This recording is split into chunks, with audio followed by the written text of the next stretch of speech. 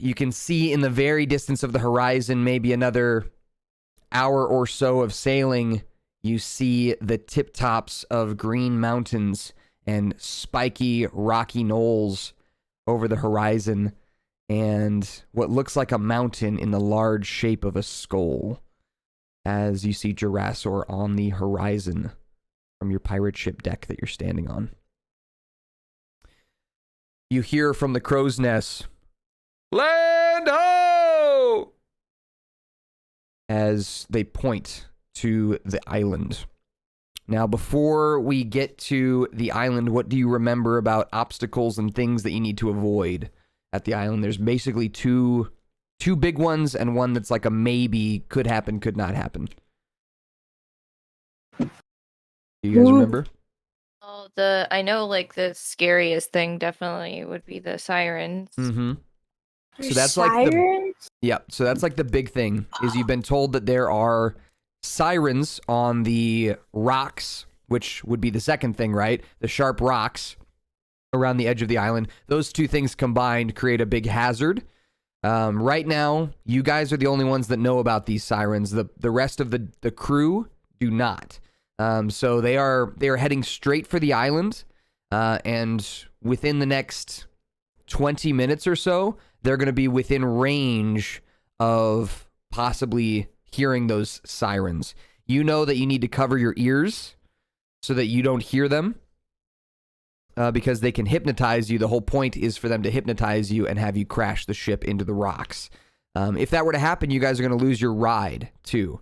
So you may not want to let the pirates, even though they might be your enemies right now, you may not want to let them hear it, because they may crash that ship into the rocks and get you all in a lot of trouble. You don't want to be stranded on this island. So, with that, they are approaching the island. What do you guys want to do? The other one was a maybe. I'm not even going to re-mention it. It was just like a thing that might happen. It was a big monster I mentioned. We need to put our earbuds in first and foremost.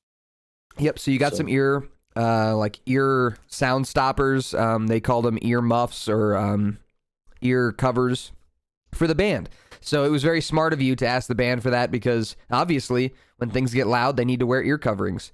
So you asked them, you procured those ear coverings. They didn't seem like they cared at all that you needed them. You just said you needed them for a nap.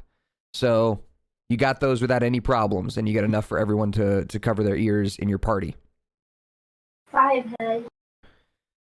Now, what is your plan as they approach the island? Are you going to let the sailors hear that song and crash the ship, or do you have a plan here? Do the sailors not also have earplugs? They don't know about the sirens. This information. We kept the information from them. But remember, they're bad people. They're bad people. They are pirates, and they... I think, I don't know, depending on what you guys... I think we say fuck it and let them die. Okay. So, pause for a second and think about this in character for a moment. What would Shisa, what would Crocus do, what would Leon do? I'll think about Leon. Personally, I think Fergus is all for getting the easy jump, because, you know, being a rogue, I love a little sneak attack. So I'm keen to just keep quiet. All right. Shisa, what do you think? Sorry, can you explain it to me again? You're good. So, right now, you guys are approaching the island, and soon you'll be within range of hearing those sirens. Mm-hmm. You all have earplugs in, but the rest of the pirates don't. Right now, Fergus is planning to let the pirates hear the song and steer the boat towards the sharp rocks and get the jump on the pirates. Oh. What about our little buddy dude who's in the crow's nest? Yep. Yeah, I don't know. It's going to sink the whole ship. He will most likely end up dying if the ship crashes. He doesn't seem like the strongest kid. Oh, I want to save him. can I tell him to cover his ears? I don't know what's going on, I'll be honest with you. You can find him up in the crow's nest, yeah? He's the one who shouted land ho. Yeah, I'm gonna do that. Okay. So you climb up to the crow's nest. He's up there. Oh, hey, Crocus. Hi, buddy. Hey, buddy, I need you to keep this, like, a secret. Can you keep a secret? Okay. I need you to cover your ears as we're getting closer to this island. Oh, why? It's a game. We're gonna play a game called Cover Your Ears. Roll a deception check for me, please.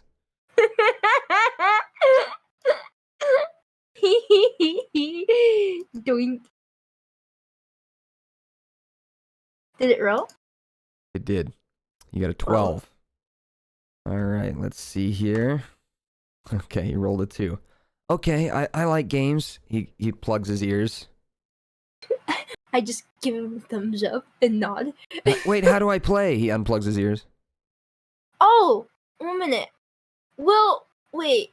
Like, you just gotta plug your ears, and then I'm gonna, like, do, like, charades. Uh-huh. And then you have to keep your ears plugged while we do charades. Uh-huh. Okay. All right. Sounds good. Right Yeah. now, or do we do it in a little bit? Are you busy right now? Commander, You're about 20 minutes out from the island. We're like 20 minutes. I'm gonna come back in like. Well, no, we'll start the game in 10 minutes. I think we'll start the game in like 10 minutes. Okay. Should I wait here or come to you? No, come down and we're gonna do it with the gang. We're gonna Okay. do it with the gang. All right. So he comes down from the crow's nest with you, down onto the deck. Shisa and Fergus. I think I'm gonna have a little chat with Fergus. All right. So Fergus, what's the plan here? We're just gonna let them steer the ship in and sink the whole fucking thing, or what? I like that they're going to be an easy kill here, but you're right. I don't like the fact that we have to lose the ship. So Yeah, there's a lot of I- people that I don't feel like deserve to die. agreed. I'm just trying to think of a way. Like, I don't know how we do both. Do we maybe? Was there rowing boats? There Was are there- lifeboats. Yep. Okay, so maybe what we do is we get all the bad guys and us on the lifeboats, and then we sneakily put in our earplugs, and then they ride on one lifeboat and die, and we ride on the other, and then that way the big ship still survives, and the people like the chefs and the normal people don't die. So I don't want to Very, squash very anyone's smart. plans yet, but I will remind you that the deal was you guys go to the island, they just give you a ride, and they're gonna park pretty. They're gonna park pretty far away from the island. Was the plan. Dang They were it. gonna give you one boat to go sail, like one small lifeboat to go sail the rest of the way from the boat where they're gonna park all the way to the island, which will be about a 20-minute sail. But it still This could is be a close tough enough to hear those decision. sirens. Still could be close enough. How could we lure them out there with us? I don't know if we could. Like, if there's something that we could come up with. I'm really good at deceiving people, but like we need to come up with a believable story to get them out on a lifeboat, like to help us with something. I just can't think of what. They have no reason to double cross you at this particular moment. Like they have no reason to fuck you over until you have something of value for them, which could be the trident or the treasure that you're planning on finding on Jurassor, because you have a map to treasure as well. Uh-oh. So you may not have to worry about this until coming back. Like you may not have to worry about trying to trick them or like, fuck with them until you're actually like safely back on the ship and then with the stuff so that you're not stranded without a boat, is my thought. What do you guys think? So I don't know if we can safely park a boat anyways against the jagged rocks. And if we can, Well, I don't even know if we can take that boat all the way to where we need to go safely, like without like starving to death or whatever. So there's that. So I was thinking that maybe we can wait to double cross them until later, but I don't know if it's going to be easy to kill them. And the jagged rocks, even though like they are like really intense, there's no guarantee that it'll kill everybody, you know? But we can also just be like, we didn't know that there were rocks. So they It's a were tough actually, decision. so the pirates were the ones who warned you about the rocks. Oh, I The forgot. sirens were a different story. The sirens were that little tidbit of information was leaked to you in a little bit of a different way. It was Well, leaked to you by I mean, the octopuses, the octopi. we can just pretend like we didn't know the sirens are there, I guess Right. is what I meant. So that's kind of that's the dilemma here, right? You got to decide as a group. This can't just be one person deciding unless you guys all nominate that one person to decide. But this is like a big decision. This is like a campaign changing decision. Like this will completely wow. shift the story if it goes poorly. And I'm not going to stop you from whatever you want to do. Oh, What do my- you think Leon's opinion on this would be?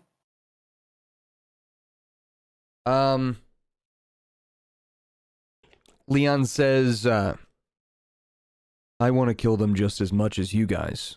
They're not good people. But I think we need the insurance policy for now of getting off the island.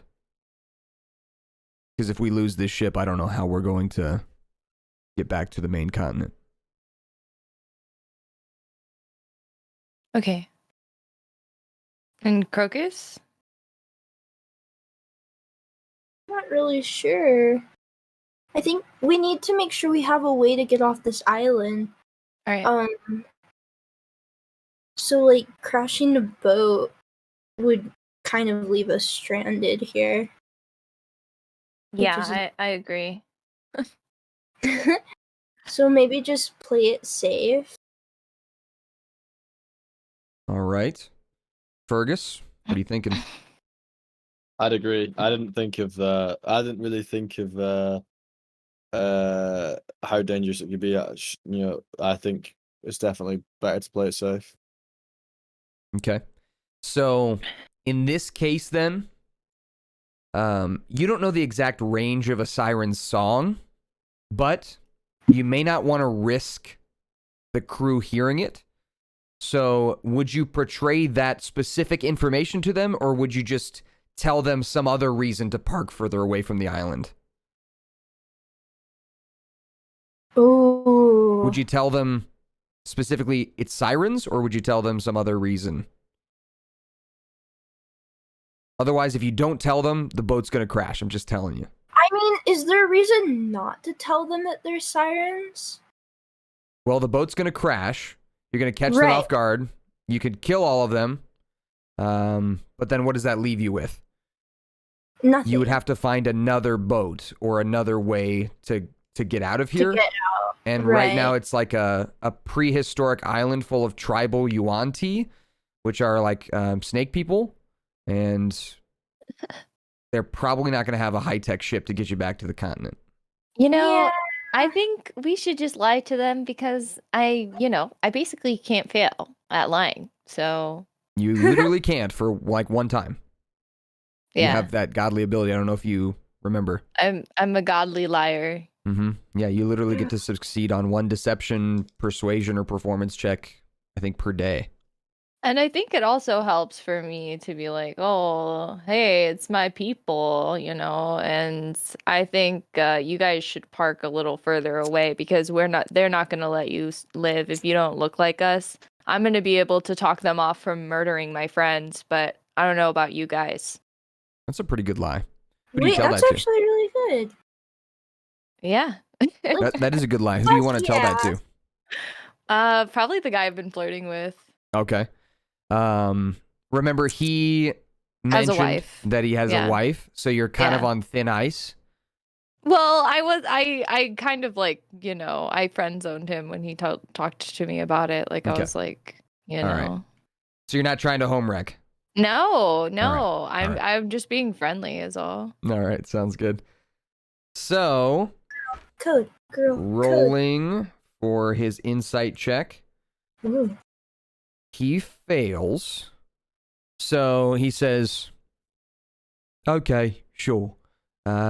We can park a little further out. It's going to be a longer rowboat for you on the small boat, but if you say it's safer, then we'll do that. No problem. Yeah, don't worry. We're a strong bunch. We can go that extra distance, but thanks so much for listening to me. I appreciate it. He nods his head and orders the crew to park the boat further from Jurassor than they had planned. So, as you approach the island, we're going to kind of skip forward a little bit. You see the shores of Jurassor. Again, you get a good look at the island. It's very large. It has a big group of mountains that kind of peek out from the tip tops of the jungle trees near the middle of the island. And the main, middle mountain is in the shape of a big skull. And Ooh. near the shores of the island, you can see these jagged rocks shooting out like pigeon wire. They are pointy and jagged, and they shoot out in all different directions all around the edges of the island. There are only a very few spots where it looks like a boat could dock on the shore without being consumed by those rocks. You see slight movement coming from the rocks and around the rocks. And just slick-backed creatures kind of dipping in and out of the water. You kind of hear the faintest hum of music in the air, and you put on your earmuffs. As you do, Leon and Victor get in the boat with you. The octopus is still on Fergus's head, and you start heading towards the island. Fergus, you hear in your head, I can feel you, son.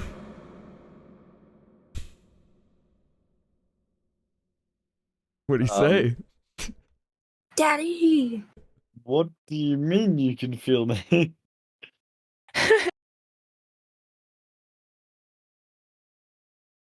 When these waves lap up against your boat, sometimes the water splashes on your skin. I can feel you. I can see you're getting close. Okay, so I guess I'm going in the right direction. I'll carry on going towards you. I'm feeling weak.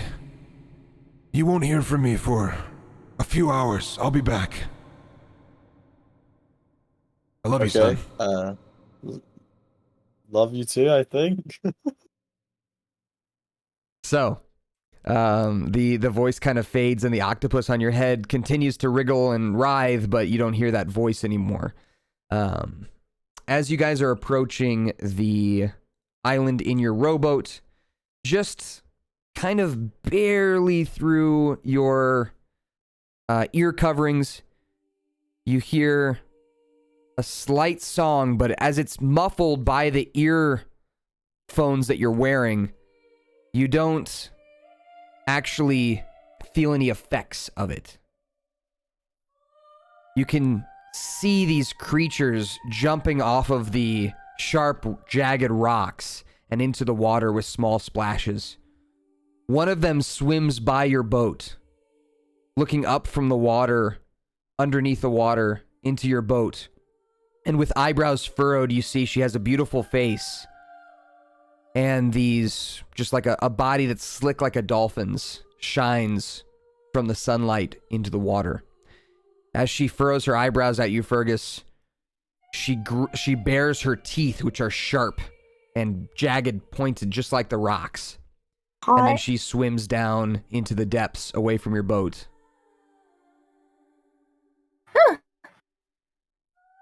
That was weird. Cute. So, As you continue towards the island, you see more and more of these creatures start kind of hopping up onto the rocks like a seal beaching itself. They hop themselves up onto the rocks, their beautiful hair glistening in the sunlight. A few of them singing with their hands out.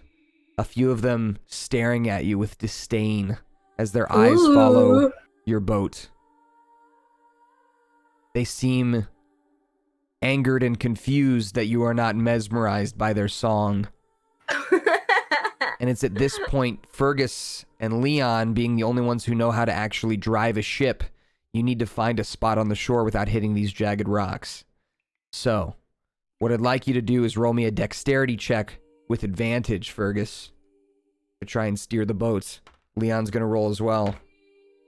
You rolled a 14. And a 21 for Fergus. Leon kind of helps with the strength area and starts using his oar to pull the boat to the right. And you, Fergus, you take your oar and you kind of stick it into the water and use it as a rudder to kind of steer the boat just very slightly in different directions, avoiding the rocks.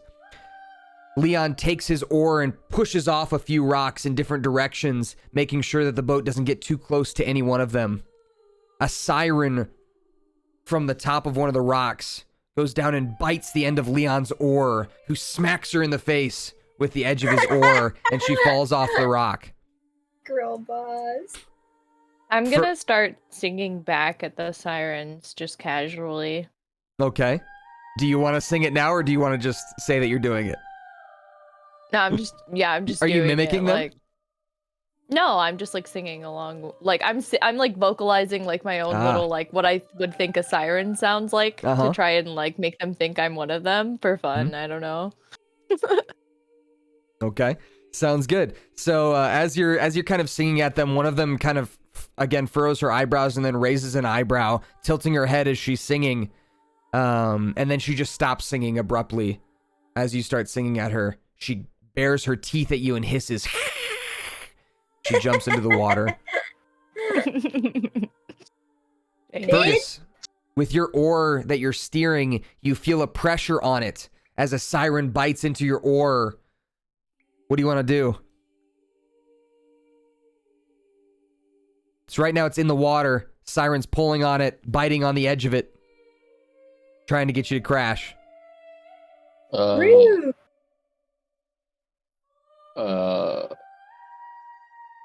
What do I want to do? I guess I like throw the water octopus at it and just like hope that the octopus like fucks it off. All right, so you grab the octopus off your head and throw it into the water. It swims down and wraps its tentacles around the face of the siren, who lets go of the oar with her hands and her teeth and starts slashing at the octopus. As she does, it turns into just water and disappears into the waves as she slashes at it, but she has let go of your oar, but you've lost your octopus. And as you steer... F and chat, everybody. What'd you say? F and chat, everybody, for the octopus. F and chat. It disappears into just water droplets. And as you steer, you feel a thump as the front of the boat hits the shore of Jurassor. No jagged rocks to be found. It beaches itself on the sand, and you pull yourselves up onto the shore. The sirens don't go anywhere near you once you reach the shore. They stay on the jagged rocks in the shallow water, avoiding you. They can't go on land. They begin to quiet down their singing and swim into the depths away from you. On the shores of Jurassor, all you hear is the sounds of insects and birds and the slight growls in the distance.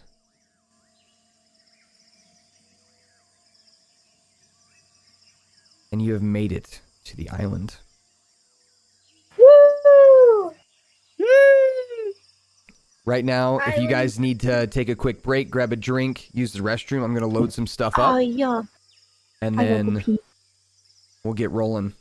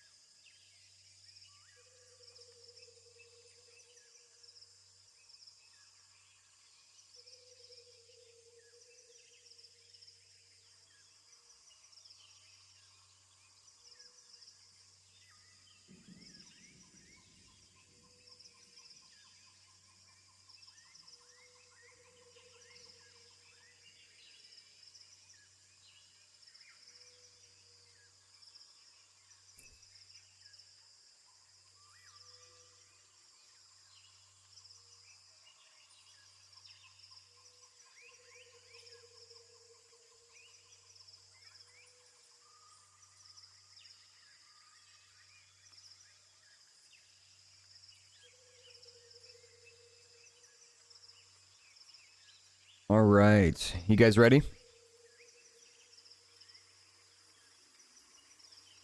Yeah, I'm ready. Okay, I'm back. Welcome back. And then when Moonsy gets back, we'll go.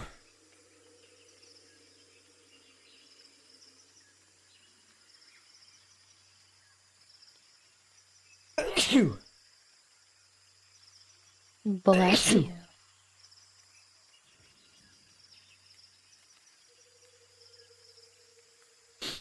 Thank you, Dr. Morty and Battlemaster. How you guys enjoying the show today?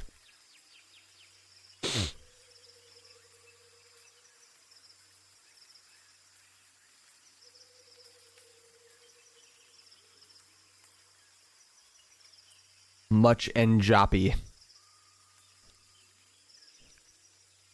Agreed. Moonsy, you back? Not yet.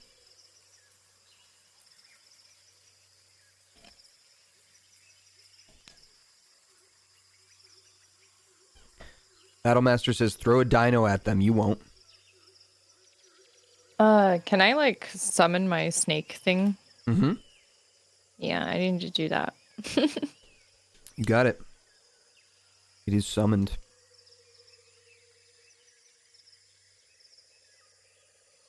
Do you say anything to it? You can talk to it. It speaks. Just say good You morning. Speak, snake. Ask it how it is. Tired. Oh well, you better wake up. Okay, Wakey, we have a Time big for school. adventure. Yeah, time for school. Like Wiki. Time for school. This Come on, place man. smells funny. No. Why? There's gonna be a lot of people like us here, little buddy. I smell bigger snakes than me here. And I'm not talking about you. Oh, Oh no. my. I'm only half snake, silly. So I guess I'm the boss then. Yeah, He you kind sure of are. smiles a grin at you, and his tongue comes out. Oh. He wraps himself around your waist. All right, hang tight now. He's got his mouth wrapped around his own tail, kind of like a belt. And you just hear, "Can do." All right. As you step into the jungle, the foliage crunches around you. Munch, munch. Bushes and branches are pushed out of the way. Leon takes a sword and starts chopping through the foliage to try and push his way into the jungle. You have a map, Fergus. I don't have it written out for you, but there is a map to treasure. The treasure seems, from where you landed on the beach, it's hard to tell exactly where you are. So go ahead and roll me a survival check. You and anyone else who wants to roll a survival check can here to try and look at the map and see if you can figure out where you are on it. Yeah, I accidentally just closed my roll 20. Give me 2 secs. Sorry. You're good. Lord. Right. I tried closing. You know how on like Firefox and Chrome you can close all tabs to the right. I Yeah. accidentally closed other tabs instead of to the right, which is really annoying. That's okay. I fucking yeah. Give me 2 secs. Castaway. Castaways. We are castaways. Ahoy there. Ahoy. We are castaways. That's actually kind of a perfect song for this moment. Yeah, that's what this this bit makes me think of. Wow. We're stuck. Crocus Yeah, with it- the natural What was the roll 20. for it? Was a survival roll you Yep. said, yeah? Yep. Nat 20. I will survive. All right. So Shisa and Fergus, as you look at the map, you don't see much in terms of like landmarkings or ways to figure out where you actually landed on that jagged shore. But Crocus, my bad. Crocus, as you look at the map over Fergus's shoulder, You point exactly to where you all landed on the shore, saying, "Oh, it's just right there. It's right there." Like you just see it. You see exactly where you landed, which gives you a good idea of where the treasure is. Based on your knowledge, Crocus, looking at the map itself and the size of it in Fergus's hand compared to the actual size of the island itself, you have a guess that it would take you about a day's walk to get to where the treasure is, and then you're not sure how long to actually find it once you get there. It's just like a path with a red X on it. It's a very crude map. Okay. You know that you're looking for a cave that houses Fergus's father's trident, and you're looking for that. That's the real reason you guys came to the island. So, to find that, I would like Fergus and Leon to roll me religion checks. Ooh. Leon rolled a 13. And Fergus is going to roll religion here. Boom. With I couldn't find advantage. it So in the roll last twice, roll. take the higher number because this is your dad. My motherfucking dad. Okay, well that's Okay. So with these numbers, basically I'm gauging how much time you're spending on this island roaming around and how many chances there might be that something else finds you first. With these rolls, a 13 and an 11. Let me roll again for Leon because he had advantage. Nope, he still gets a 13. Okay. So as you guys are walking through the jungle, your feet again crunching on the ground, you hear a low growl come from your right. It seems pretty far, like maybe a couple 100 feet away, but it's loud and it kind of shakes the trees around you. And then you hear a loud crunch and thud. Oh, fuck Looking to yeah. your right, go ahead and roll me perception checks, everybody. Yo, dude. P. what the hell are my rolls, dude? It's okay, you're getting the bad ones out of the way here.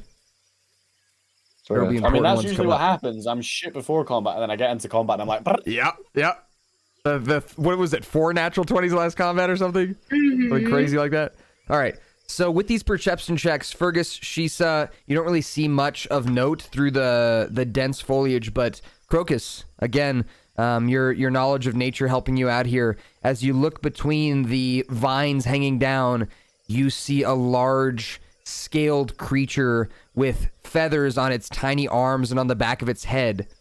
Behind it, 2 smaller baby versions following behind. This is a Tyrannosaurus Rex Dinosaur stomping train. through the jungle as it pushes the leaves of the trees, the branches of the trees aside and cracks with each foot stomp, shaking the whole ground. It doesn't seem to have noticed you, but at this time you're all kind of still and silent. What is your plan? Do you want to keep going and sneak, or do you want to pause here and wait, or do you want to attack the thing? And its babies. I don't think any of us have experience with dinosaurs, so maybe it'll be best to just observe for a second. Because you don't want to mess with the mama. Don't want to mess with the mama. Yeah, we should just hide. All right. We'll give Roll me stealth checks, please. Everyone roll me a stealth check. S. This is a group stealth check, not an individual stealth check, so your individual number doesn't matter quite as much as the groups as a whole. It's a good thing, too, because Leon rolled pretty bad. But with your combined rolls, you're able to duck down behind some foliage and some branches and sink down. A snake crawls over your foot, Fergus, and kind of freaks you out for a second, but you don't lose your cool. It hisses at you and slithers off. Jinx, you hear what it said. It says, "Watch where you're going." You're the only one who understands that. As it slithers away. So, what you're looking at, you see this T-Rex, which seems like a mom, and its 2 babies. As it leans down into an area you can't really see that's covered by brush, it starts peeling with its teeth backwards, and this like viscera and skin is pulling. It seems like it's killed something, and as it pulls and kind of rips, it nods its nose into whatever it is, leaving blood on its nose, and then the two little babies run up and start munching on it as well.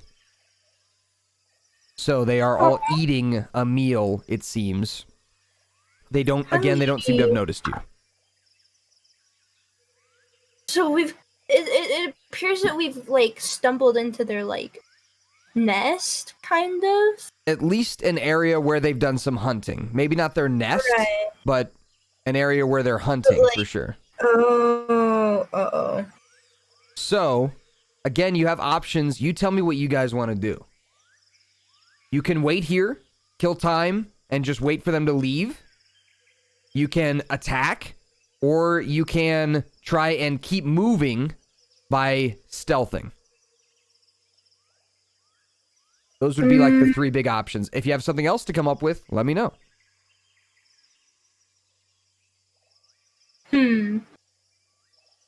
I think. I mean, I've got +8 on stealth, so I'm kind of keen to stealth. You definitely are probably the best at it. Well, do you think maybe I could use my phantasmal force to distract the mama With what purpose? What are you trying to do? so we can just like get away? It doesn't seem like it's noticed you. Might be something that you could do as a last ditch if you fail your stealths here and it sees you. I have to be within 60 feet, so It's about 200 feet away right now, okay. so it's pretty Alright. far. I'm just saying that like just as you Yeah. know, just in case. But I think that we should maybe just I don't know. Can we tell like what direction they're moving towards? Like if they're just going to be staying here for a while, or what they're doing really? It seems like they're just eating a large meal. You're not sure Okay. of what. You can't see. Roll me anyone who wants to try and check what kind of meat they're eating. Go ahead and roll me perception checks.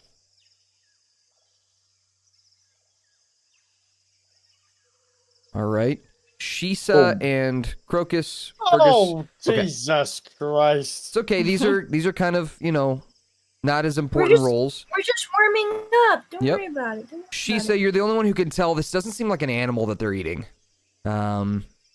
It seems like a large creature of some kind, but not like another dinosaur or like a big animal. It seems like, well, I'll just tell you as one of the babies lifts its head up from kind of peeling some of the meat off of it, a hand is sticking out of its mouth.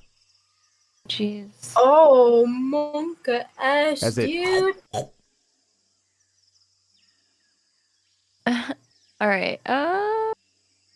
Dinosaurs are hungry for people. Uh-oh. You know, I don't think that it's gonna take them too long to eat.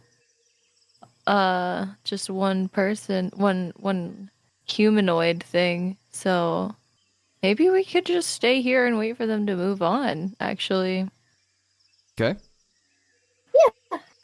I'm chill with that. Let's do that. All right. Fergus, do you concur?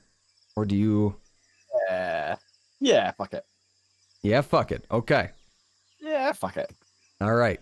So the dinosaurs finish their meal, and the mom, who has blood on her nose, takes her nose and starts wiping it on the foliage. Crocus, roll me a nature check here with advantage. Okay. As the mama starts wiping the blood off of her nose, closes her eyes. With a 19 and a 21. With a 21, Crocus, they are looking for their next meal, and she's starting to smell around. Uh-oh. We gotta get out of here. We gotta get out of here. she Maybe can smell us. Yeah. She's looking to feed those babies. She She Sure. doesn't seem to have noticed you yet, but it's only a matter of time if you stay still. I think we gotta start stealthing. Let's stealth. All right. All right, everyone go ahead and roll me a stealth check. Leon got a 10. No. Oh. All right. I'm Fergus, yeah, stealth, did it. Bush. 20. Oh. Okay. So with a 10, a 10, an 8, and a 20, let me roll for the T-Rex here. Uh-oh. Okay, dude. Oh my god. All right. What did it roll? What did it roll?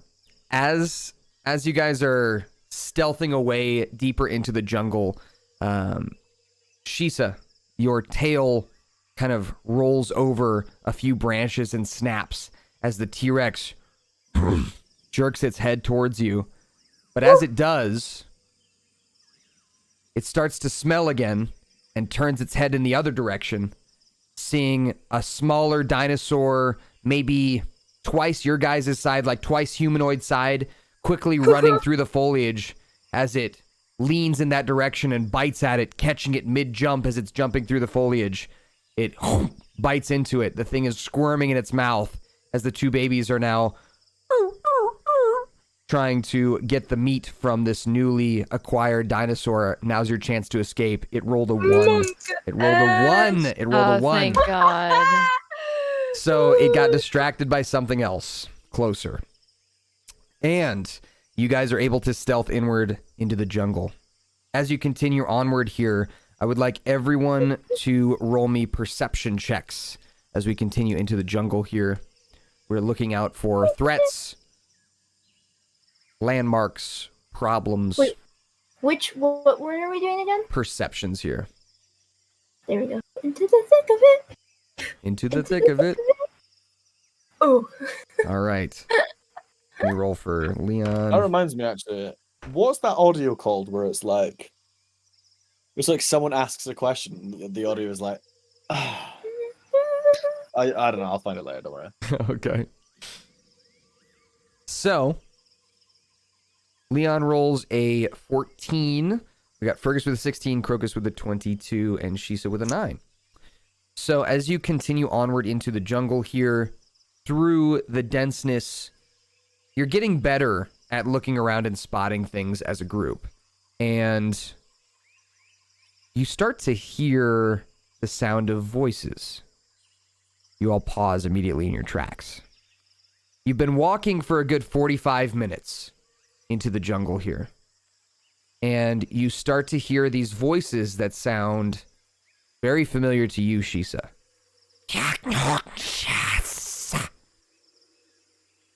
These are Yuan Ti voices. They seem far. And you can understand them, Shisa.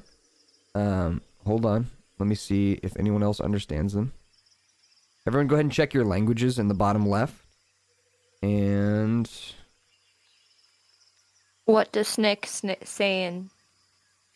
the Yuan Ti, they speak Abyssal. So if you speak Abyssal, you can understand them. Does anybody else speak Abyssal other than Jinx? I think it's just Jinx. No, I don't. Okay. So Jinx, you hear one of them say, "Where are our compatriots?" The other one says, "By now they've probably been eaten." Seems like you came across the compatriots a little earlier, being eaten by T-Rexes. Oh, that's unfortunate. They seem to be getting closer to you. The voices, they're like walking in your direction, slithering in your direction. Now, this is a little different situation than the T-Rex. This is not like an immediate threat that's going to automatically kill you right when it sees you. You have a decision to make as a group here. As the voices start approaching in your direction, you're actually walking towards them. So you would either need to take a left or a right, or go back if you wanted to avoid them. Do we know exactly where we're going? You don't. You are aimlessly wandering in the direction of the X on the treasure map at this point. That's the only thing that you really have to guide you anywhere. Do we know if the treasure map is like the trident? It is not. You're pretty sure it's not. You're pretty sure this is just a treasure map that the pirates gave you. that they got off of somebody, they stole off of somebody. Okay, do you guys want me to ask them if they know of any caves around here? Yes. Yeah, sure, why not? Should we let them know exactly what we're looking for and be honest with them, or should we lie to them?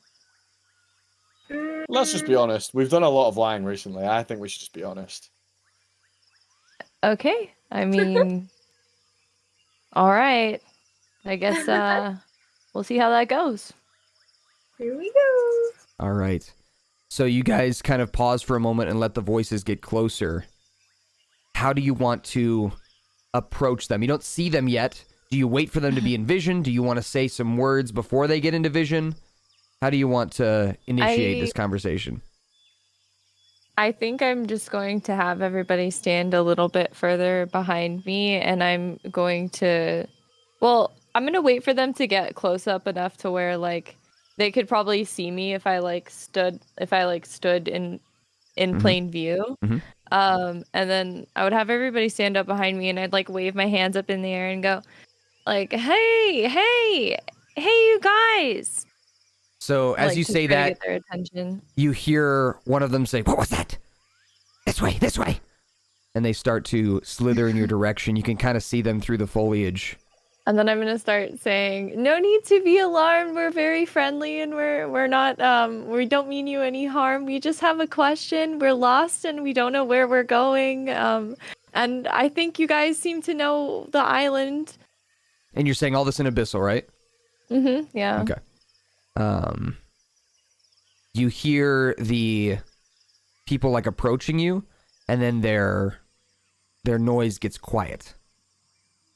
Roll me a perception check, everybody. Perception. P. Don't. Okay. So we got a 17, a 16, and a 15. You all don't seem to hear anything in particular as the jungle goes silent. Ooh. Shisa, what do you do? I'm gonna say, are you guys still there? I'm sorry if I spooked you or anything. I don't mean to be rude. I just really need help, and I don't know where I'm going. And I was told that my kind lives here. I'm also a Yuan-Ti. Roll me a persuasion check, please. Oh, pause, jump in. Oh, A 22. Okay. Let's go. You hear the slight cracking of twigs underneath a large, thick tail, and a voice come from the shadows of the jungle around you.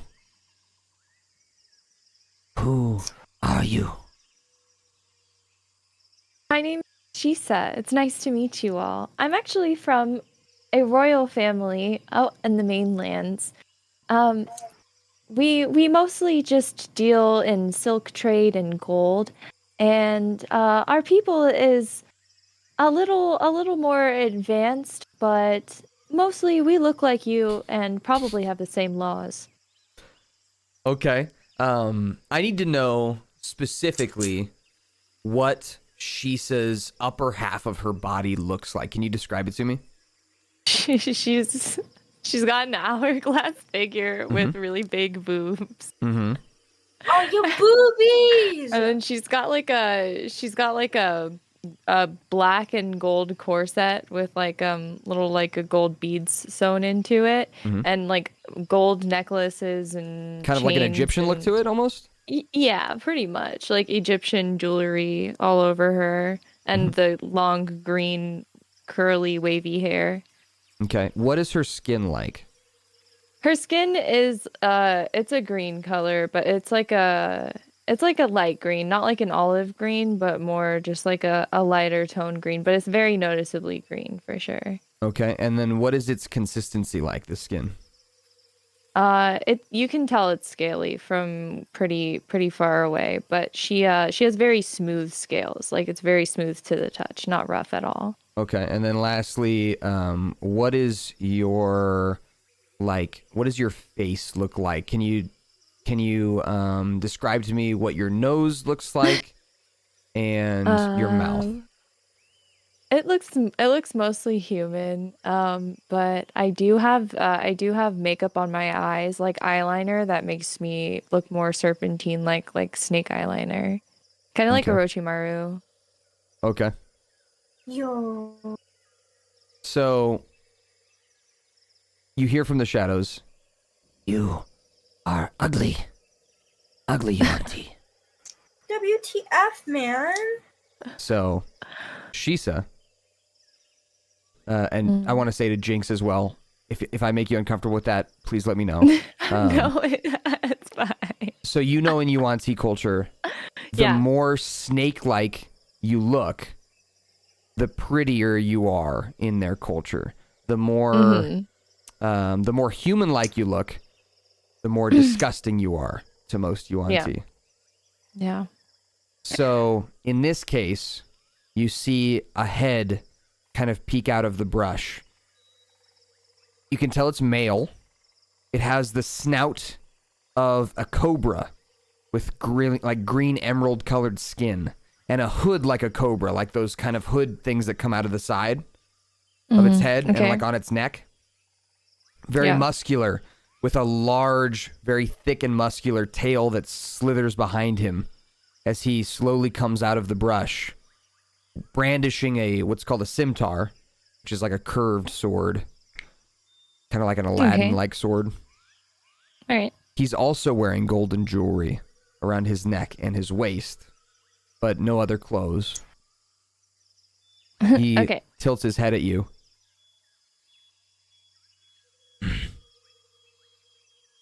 Mainland Yuanti, what are you doing here? Why should I not kill you where you stand? Oh my goodness. I'm sorry. I didn't realize that things were like that here. It's much more peaceful where I come from. I apologize if we are intruding on you. I don't mean to impose. I'm here for a specific item. Have you guys heard of the trident? The Yuan-Ti shows no emotion in its face, as most don't. Most like monstrous-looking Yuan-Ti don't have much emotion in their face. Just tilts its head back and forth as its cobra hood has like these eye symbols kind of across it that kind of like go up and down a little bit, giving you this kind of strange queasy feeling in your stomach. It says, Trident? What do you mean? What is a trident? What was the name of the trident, and what did it look like again? you know what a trident looks like. You're not sure what it looks like this specific trident. You know that it houses a creature or a god named Lytropius, the god of the sea. You're not sure if Yuan-Ti worship that god or not. Lytropius? Mm-hmm. Okay. I don't perhaps know if you guys know of what a trident is, but it's kind of like a spear, but with two different prongs on it that go on either side. There are 3 points, and it's quite long. It's also of the god Lytropius, if you've ever heard. I've heard it tell that it's inside of a cave somewhere, and I've been meaning to find it.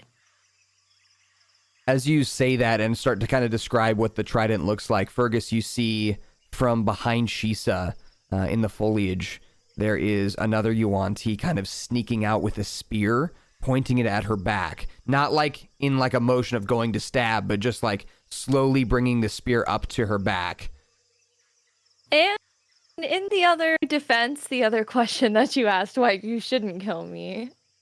I mean, you no harm, and I can also give you possibly some gold or something for your trouble. I honestly didn't realize that there would be anybody on this island, and I just learned of it from the person who drove us here on the boat. So I just figured out that I would have brought more stuff or something. I'm so sorry I didn't know of your people until just last minute.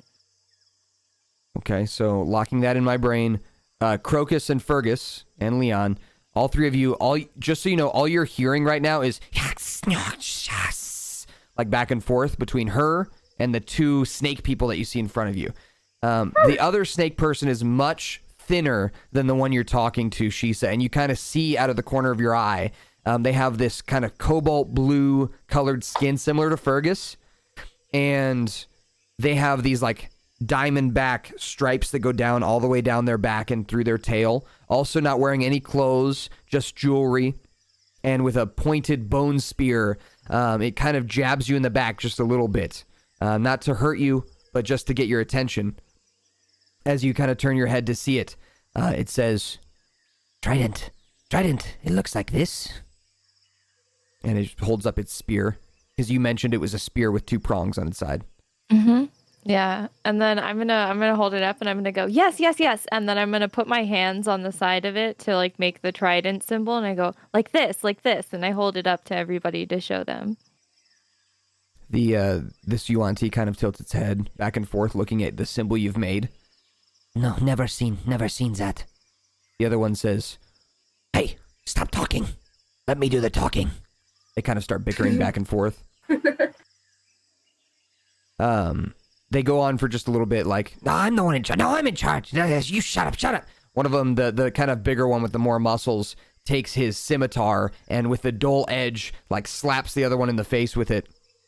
The other one, who's kind of thinner with the blue skin, shuts up. They both look at you simultaneously, and the one that's more muscular and green says, What do you want it for? Well, you see, my friend Fergus right here and Leon over here, their father happens to be that person, that god that I mentioned earlier. And they've been traveling, we have all been traveling and searching far and wide for the artifacts of our mothers and fathers. As you mention the god and kind of refer to it a second time, the blue skin one says, Didn't you hear her? and the green skin one says, Hear what? and the blue skin one says, She said, Lytropius. We know that name. the green skin one says, Shut up! And kind of slaps the other one again with the scimitar. So you know of the god of the sea. You see, these two young men just happen to be the sons of the god of the sea. They can practically breathe. Well, they actually just can breathe water. It's quite amazing, and we really need to. That's all we came here for. If we can't find it, then we might as well just leave. The Yuan-Ti both now kind of tilt their heads and look past you, Sisa, towards the rest of your group, Fergus and Leon. The Yuan-Ti are now staring at you and not saying anything to Shisa. Shisa has kind of gone quiet for a moment. And I would like you, Fergus, and Leon to both roll me insight checks when you get the chance. Insight. I noticed your roll 20 may have exited again by accident. Oh, man. I'm going to fucking hurt myself. I'm kidding. No, I'm not. Ah, you're good. No worries. It gives me more time to think of what these two characters would say to you. Ah. Very charismatic of you. So right now it's an Okay. insight check. Mhm. You don't understand them. Okay, it's reopened. There we go. Insight. For God's sake, my rolls, man. You did hear the word Lytropius, though, which is throughout all languages the same. So you did hear that word. All right, so with an 8, unsure why they're looking at you, but you did hear the word Lytropius, so they are most certainly checking you out for that reason. As the blue-skinned thin one kind of slinks up to you, Fergus, looking you up and down, and then sniffs your nose with its nose like right up against you. You say anything or do anything? How would Fergus look in this situation? Like, what would Fergus's I would just be startled and be like, demeanor? I'd be like, the fuck? Like, eyebrow raised, like, what the fuck is going on here? It takes its bone spear and points it towards you, Fergus. And then kind of jabs you in the chest with it, just not like harshly, just like with a prod. Mm-hmm. What do? You just let it. Just sit there and I'm just gonna slap it. Like, I'm just gonna slap the spear down, like not out of its hands, but just like move the point out. Okay. As you kind of slap it away, it feels the strength of your slap, and you hear the words, the word again. Lytropius. You. It says in common to you, pointing to you, Fergus. You. And then it starts doing this. It sets its spear down and starts doing the baby motion, and points at you. Yes. Yes. Yes. Can I like do the water thing, or do you know how I can like summon a water? Yeah, there's a bunch of moisture on the like leaves of the jungle. Okay, so I'm just gonna say yes, and then I'm gonna summon a bone spear shape, but in water. It's like a water bone spear. Okay. And just hold it and be like, so you yes. suck all the moisture off of the leaves from the surrounding area into the shape of a bone spear and hold it up. And both Yuan-Ti, the one that's further away from you, the green skin one, and the blue skin one that's right next to you, both their eyes get really big. And the green skin one says, in the back, says in Abyssal to you, Shisa, we must take you. Oh, take us where? Why? It looks at you very sternly. It blinks its eyes with those creepy eyelids, and then tilts its head again and says, we take you home. Ooh. Oh, home? Okay, well, I trust you'll treat us well. Oh god, that was so hot. Can you say that again? Sons of Lytropius, treat well. Okay. Anger. I'm gonna turn over to everybody and go, all right, you guys, we're going with them, but don't worry, we should be fine. Okay. Hell Yeah, yeah. they lead you deep into the jungle, once in a while pausing, putting their hand up like a military motion for everyone to pause, and then slinking in a slightly different direction, as then you all hear the crunching of a dinosaur in one direction or another as they're leading you away from them and like around them so that you avoid these giant dinosaurs in the jungle. Oh, nice. They lead you safely to a large village made of bark, stone, straw, and leaves. It has many buildings up in the trees and on the ground, a mixture of the two. And all of it is surrounding a large cave built into that center mountain. The one with the big skull on it. Okay. Ooh. So, the entrance to this cave is kind of the bottom jaw of the skull. The mouth is open. What you saw from your pirate ship way far away, you just saw the top of the skull and like the eye sockets. You didn't really see much else because it all sticks out over the canopy of the jungle. But here now you see the bottom jaw is now open, kind of like the Cave of Wonders from Aladdin. And around it, like I said, built are all these straw and stick buildings with leaves and stuff, and some smoke rising from them. Yuan-Ti milling about in every which direction. As you approach, there's no walls or things keeping everything together. Thatch is the word. Thank you, Battlemaster, in the chat. Thatch is the word for these type of rooftops and houses. They're thatch buildings. So, with that, as you approach the town itself, many of the Yuan-Ti that are milling about with buckets of water, and some of them are carrying their children, and some of them are doing little, like, magical motions above cauldrons, and the cauldrons are bubbling with smoke and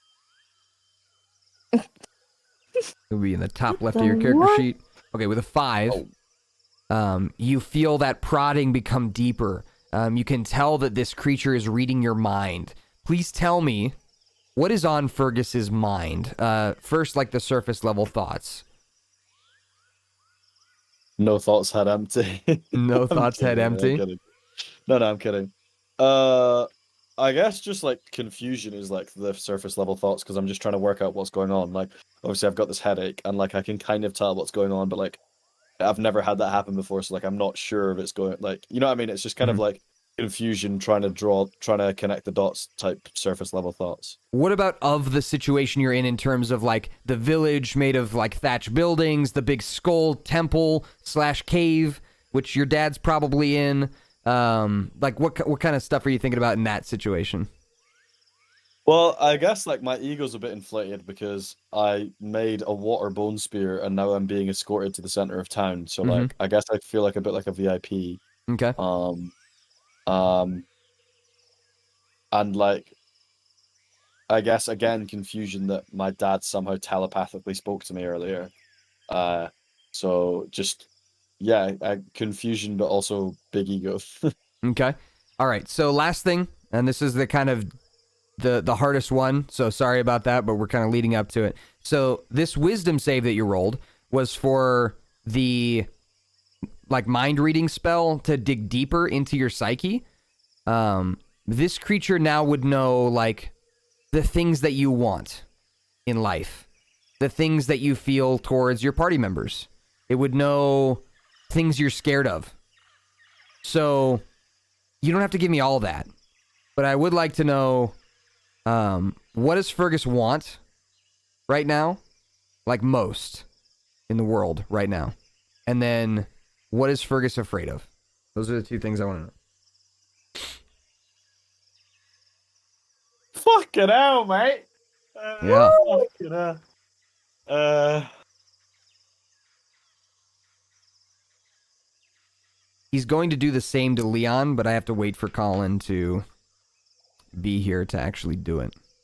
So I think what I'm scared of is probably, I guess, the reality of actually meeting my father. So like, you know, like I've lived my entire life without having a father, and now suddenly I think I have a father, and like, what if my father is like not what it's made out to be, right? So I guess like the reality of like having a father is what I'm most scared of right now, I think.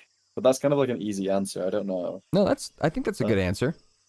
Okay. And then what is it and that then you want? What do I want? I guess I want to help my friends and the party members get their answers, and then hopefully we can all just live a calm life in a cottage in the woods. Okay. Nice. Oh. That's cute. All right. So, you feel that prodding deep in your brain. You kind of hold your head a little bit from the headache it's giving you, and then it just disappears, and you're back to normal, but you're still a little disoriented. You hear from the elder speaking Abyssal still, so Fergus, you don't understand, but Shisa, you do. That is the son of Lytropius. And that one too. Points to Leon with its staff. And who are you, ugly one?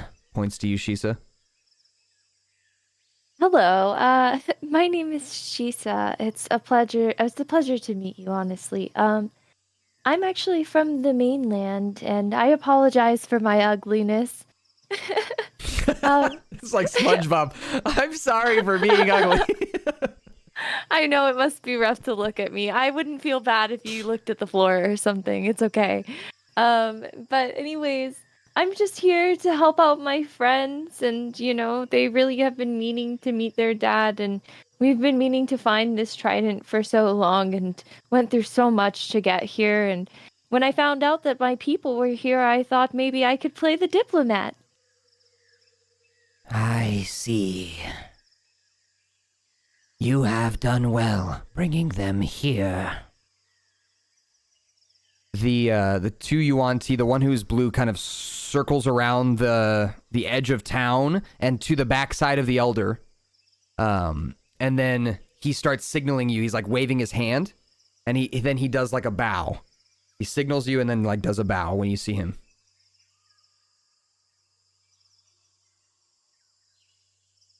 The blue one does. What do you do? Me. Shisa. This is for Shisa. Bow back. Okay, so you bow to the elder following the signal from the guy who's told you he was going to give you signals. So yes, you bow. The elder raises his eyebrows in surprise that you know the customs. He slithers towards you with his staff and starts to begin to kind of look at you through the crystal ball. Roll me a wisdom saving throw, Shisa. Ballin'. Okay, with a 17, all he gets is your surface level thoughts. So what are you thinking on a surface level?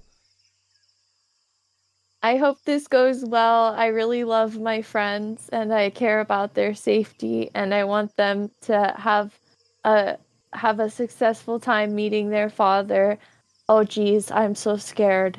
Oh god, I'm so ugly too. I'm sad. Okay. The creature tilts its head, looking at you through the crystal ball, and then puts it down. I apologize. The whole crowd gasps. For what? I'm sorry. It was not kind to call you ugly. Oh, You are just thank you. different. Your abyssal could use some work. I really appreciate it. Thank you so much. Thank you again. And then I bow again. He nods his head, and then the blue one who's been signaling you, you kind of look up past the elder. The blue one who's been signaling you puts his own hand out and then like kisses his own hand. Oh, okay. I walk forward and I put my hand out. So he the elder grabs your hand and then kisses the top of your hand. He nods. Yay. The whole crowd kind of gasps a little bit, and you hear some woman in the crowd say, Kissing an ugly person like her is disgusting. she kind of slithers away. I ignore the comment. The elder looks smiling. off into the crowd in that direction, nods his head kind of upward, and then looks back at you and kind of shrugs. He stands up pretty tall now. He's been hunched over this whole time. Stands up pretty tall. And he says, Esteemed guests, they will stay here with us. And tonight, these two will meet their father. the whole crowd kind of murmurs. You would expect a cheer, but they all just kind of murmur a little bit back and forth. And the elder says, This is the part where you applaud. and then the crowd starts to applaud around you. Nods his head. Everyone bows at the same time. So, as this interaction happens, the rain begins to fall around you. Tip tap, tip tap, tip tap, all around you. Fergus and Leon, you feel invigorated by the rain. If you're missing any HP, go ahead and heal that HP up. Fergus and Leon specifically, I don't think you're missing any, but if you are, you can heal any of What that was I up. rolling for? Oh, healing. Okay. Yep. If you have any, I am missing quite a lot of HP actually. yep. Shit. So you can heal that up to full. Let's go. And they set you up with a spot for a long rest in one of their huts. So they lead you to it. It looks like a very nicely made hut. When they open the straw door, it has these they look like velvet carpets that are laid out with beautiful thatch artwork and a small little thatch bird that's on top of like a wooden stump in the middle of the tent. as the elder leads you in here, he waves off any of the other Yuan-Ti that are around, and they all slither away, including your 2 compatriots that brought you here. And the elder says to you, Shisa, You may stay here in this hut, and we will allow you a rest before tonight's venture. Thank you. Thank you so much. We've been meaning to rest. It's been a long road. I see. Well, it seems fate has brought you here at just the perfect time. It seems so. Ooh. nods his head. Does anyone want to roll anything before he slithers away? No, I'm good. I'll just do a quick little perception just to like get a good look at everything. You want to look at that the he's hut? wearing and Him? Okay. him specifically. Okay. Yeah, roll me a perception check. So, the elder is wearing, and this is what you get with a 7, just like the basics. So, he's wearing similar gold necklaces to you. He has a nose like a septum piercing. That's a big golden ring. And on the end of the ring is what you would consider a ruby. Like on the very end of the ring. He is wearing a purple robe with golden accents all along the end of each sleeve. There's like these purple accents. And for the most part, that seems like it. Other than that, you didn't see what was inside the robe, like inside the purple robes. He could have some items inside there, but for the most part, he has no like bottoms or anything. Okay. Just a big. His skin color is like a tannish orange color. Ooh. A lot of variation. A lot of variation here, but you're noticing there's a lot of mixture all throughout the whole village, like a bunch of different colors, like a big rainbow of Yuan-Ti. It's mostly green, orange, yellow, and a small bit of blue here and there. So, Okay. a lot of warm colors. Couple cool colors. All right. Everyone, at the top of your character sheet, please hit the long rest button. Everyone, let's do a long rest. You're going to need it. Funk. Hit it. All right, perfect. As you wake up, it's nighttime. My sound died. Give me a second. Oh, good. Okay. So, it is about nighttime. It's like you slept kind of during the day. So, you woke up about 9 o'clock. And you can smell cooked meats wafting inside the tent from outside. And as you open the straw door of your hut, you see out in the main area of the town a large line of Yuan-Ti that are feeding on what looks like one of the big T-Rex corpses. It's being cooked over a large fire, piece by piece. There's a leg. Looks like both legs are being cooked simultaneously and like rotated above the fire. And it smells very good for those of you that eat meat. Those of you that don't eat meat, if you don't eat meat, it doesn't smell too good. Kind of makes you feel sick. So, as you open the door, the elder waves you over. Come, eat.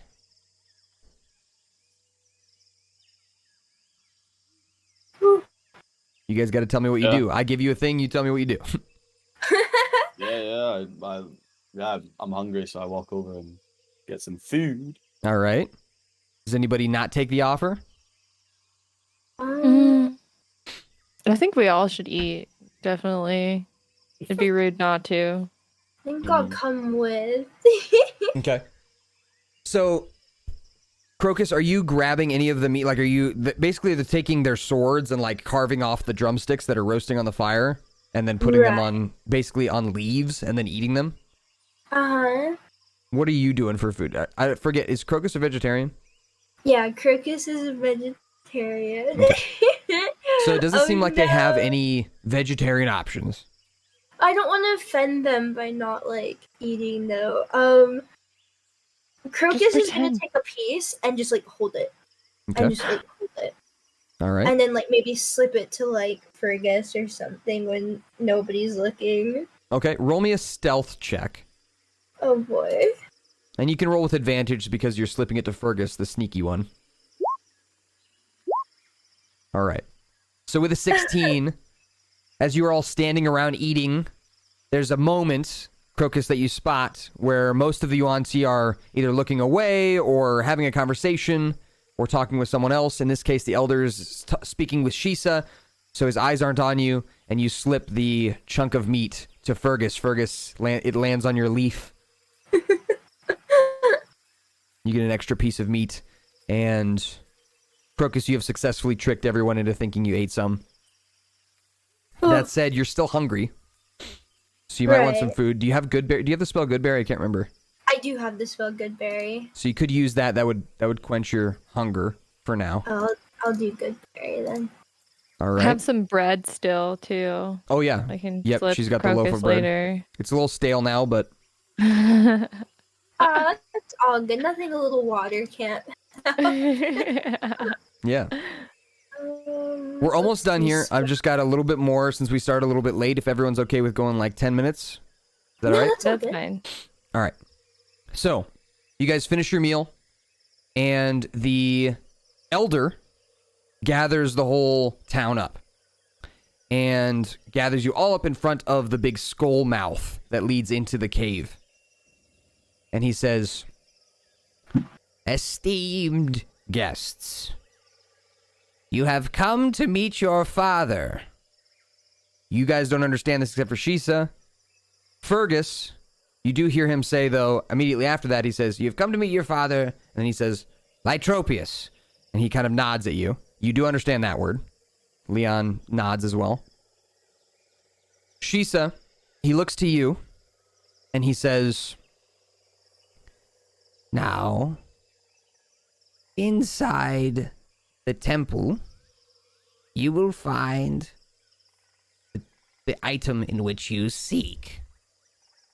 Nodding at you, he then looks at the rest of the crowd, and then back at you, and he says, "What is it you plan to do with our trident?" What were we gonna do with the trident again? Take it. But like, what is it for? Oh. You're using these items to help you defeat Gormok, the god slayer, maybe who's coming after you. we should tell them that we're trying to communicate with Lytropius. Like this is like we're doing a ritual or something. Oh man, but what if they like? What if they expect us to leave it there? Oh. Because if we lie to them, you know, we can't really lie to them. I don't think we should lie to them because they're the masters of lying, you know. Mm. Oh, I think we just be honest, honestly. yeah, it's kind of hard to explain. I I think it's best to just be honest and send it, and then that way, like, okay.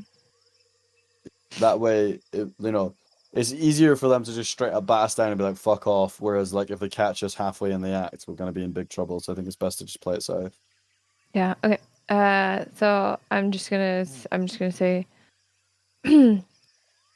well, you see, as these two are the sons of Lytropius, we, and then I'm pointing to me and Crocus, are the daughters of other gods.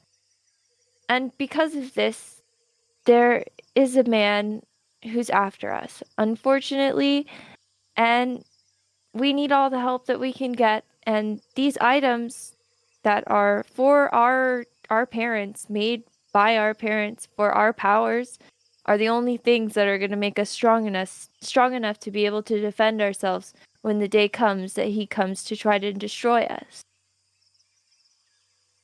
Okay, So roll we're me taking a trident.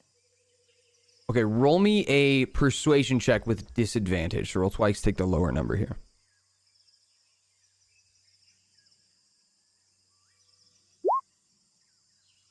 Wow. Okay, you roll for him.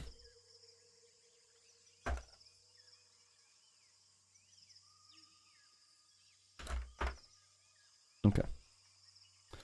The crowd kind of gasps back and forth. One of them says, We can't let them take it. the elder kind of puts his hand up, silencing the crowd. He says,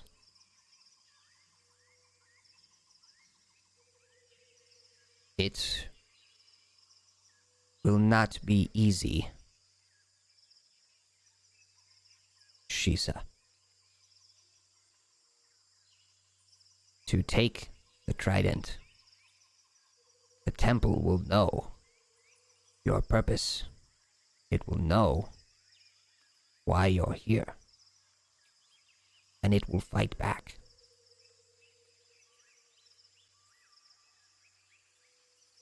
Oh. Are you prepared for that? Well, I do believe so. We've been through so much already and been able to fight off quite perilous creatures. I don't believe there's anything in the cave that exists that's worse than what we've already seen. You would be surprised. Maybe, but I'm willing to take that risk. I think we all are. Let me tell you a short tale. Okay. Ooh. he waves his hand, and as he does, the flames from the fire begin to form into different shapes and symbols. And the whole crowd begins to watch. He says, Long ago, there was one of us. A Yuan-Ti. He was greedy and corrupt. the flames begin to form into the shape of Yuan-Ti. You can see very clearly in the flames what it is. And then you see the shape of a big skull as the Yuan-Ti kind of slithers into that shape. The flames then kind of flicker into a new form. So you see this Yuan-Ti has entered the cave.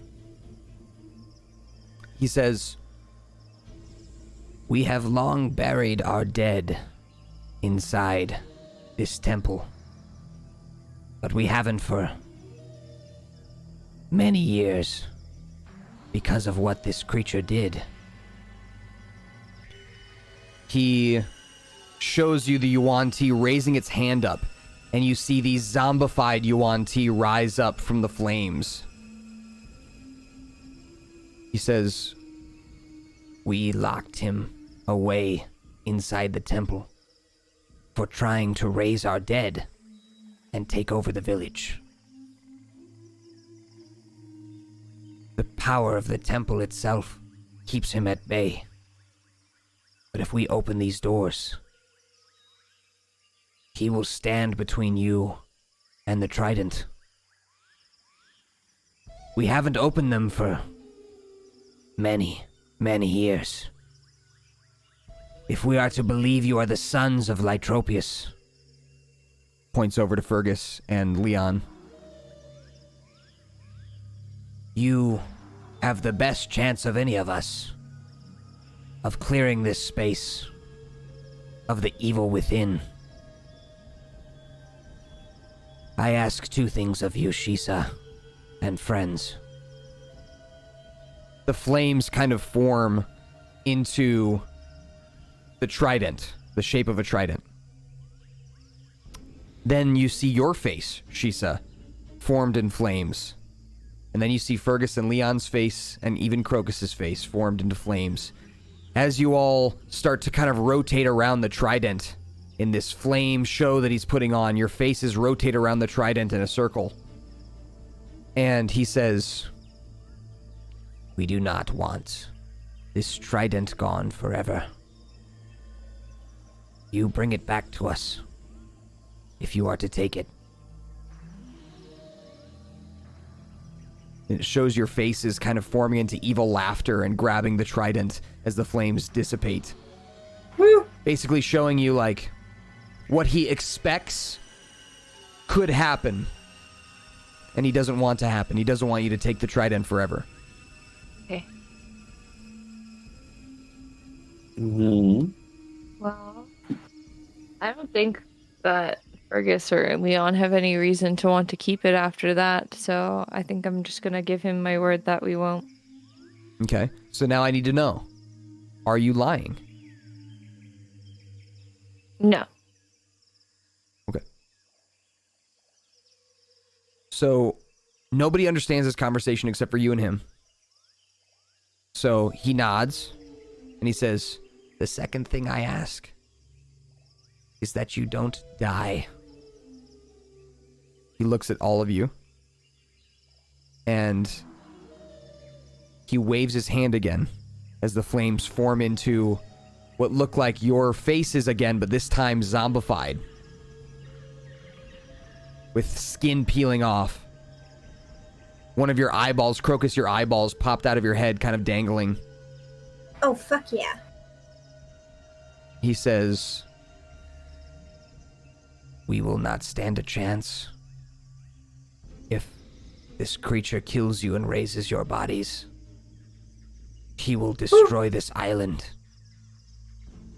We're putting our trust in you. one person in the crowd yells out, Don't trust them!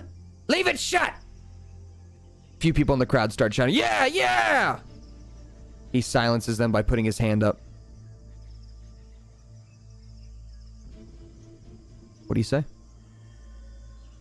Listen, I really appreciate you trusting us here, and we will all try our best to stay alive and stay true to the promise. And I thank you so much. You know, as a Yuan-Ti, I know what it's like, and I made it a promise to myself that I would not lie to you, because I know you guys of all people would notice if I was.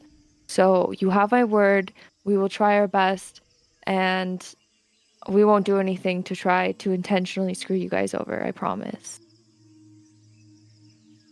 Okay, roll me a persuasion check with advantage, please. 23. He nods his head slowly, bowing at you first. Bowing at all of you.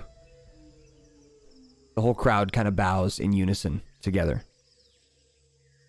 He reaches into his robe with his free hand that's not holding the staff and pulls out what looks like a golden necklace, but at the end of it is a golden trident. And he hands it to you, Shisa.